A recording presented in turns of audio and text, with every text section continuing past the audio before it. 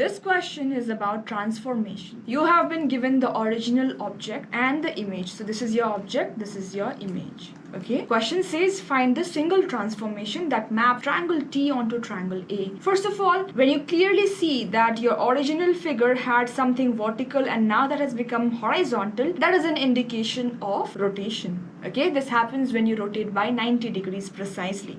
So we say that this is rotation. You have to mention the angle. Rotation by 90 degrees. There is a direction of rotation. There are two directions we can follow. In this scenario, the original is T. We are moving in this direction, or your figure has moved in this direction. It rotated in this manner. Which direction? It is clockwise. You are moving in a clockwise direction here. So we write clockwise. Now there is one more thing we need to look at, which is the center of rotation. To find the center, what you can do is just take one pair of corresponding vertices first. So I know that the first vertex has been rotated and brought to this point. So I have two options. I make 90 degrees here or I make 90 degrees here. So I have two options. If I look at the other pair, this one and this one, I can make a 90 degrees out of them here, or maybe I could even do it here. So we want to look at the one which is common to both vertices. Okay, so I clearly saw that this point here can help me make 90 degrees for both of the coordinates or for both of the vertices. So that is the reason this happens to be my center.